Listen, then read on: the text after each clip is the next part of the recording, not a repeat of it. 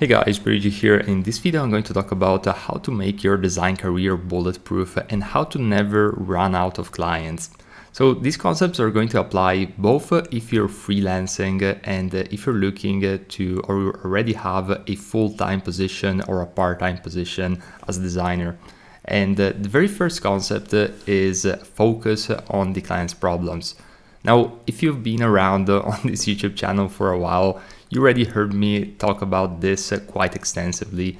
And this is because it's a very, very important part of the entire process. You always want to focus on the client's problems and figuring out a solution for those specific problems. So what am I referring to when it comes to this is also whenever you're tackling a design brief that a client might assign you, you always want to try and focus and understand the context in which you're operating from a higher level. So if a client is just sending you tasks, you also want to understand the high level as to why they are actually giving you that task and what are the current problems and goals that that company actually has, so that you can understand better the context and provide a better solution and even propose potentially new solutions or even partnerships with that client. So this is going to be super, super important, and you have to focus on it all of the time, especially, in at each and every level, this is going to be important, but especially during the first qualifying call, whenever you're having with a client, you always want to understand the problems that you're having, and you almost want to see yourself as a doctor, so that with a patient that is coming to your office.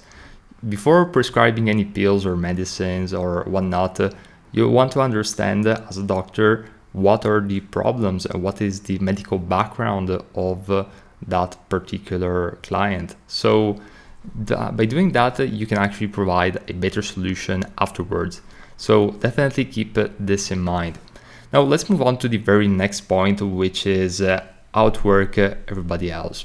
Now I know if you want to achieve like big numbers like 10K plus months, which I have done in the past, and it's definitely not something which actually I'm already like there. I've been doing even more than that when I was freelancing hardcore, but now working full time, I kind of like notched it down a little bit simply because I wanted to alleviate some of the stress which was associated with making those bigger numbers and working on those larger projects for multiple clients.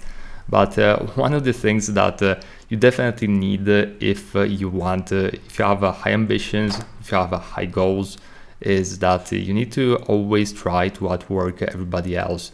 Now, this it applies pretty much in every area. So both in the learning part, but especially in the execution. So you want to reply to messages faster than everybody else. You want to try and achieve design results faster. And of course, it's not really just about speed. Quality plays an incremental and exponential level of importance, especially when you're working with certain caliber of clients. So definitely keep that in mind.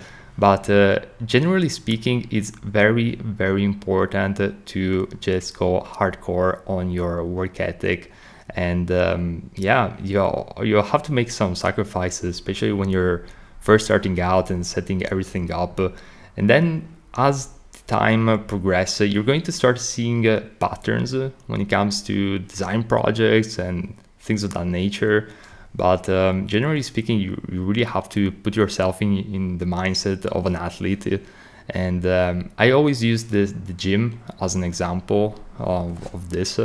So whenever I'm in the gym, I'm always trying to focus on making gains, making better results, and the same applies also for design. Like it's pretty much the same game. I think that business and athletes and sports and fitness, all that kind of like works hand in hand. So definitely focus on going hardcore if you have high goals and ambitions. And the very last stage is never stop learning, never stop developing and improving, because that's going to be really, really important in your design career. So you always want to just learn, and but this doesn't just apply to like things like design softwares and the theory. You always want to learn more about your client's industry and things of that nature.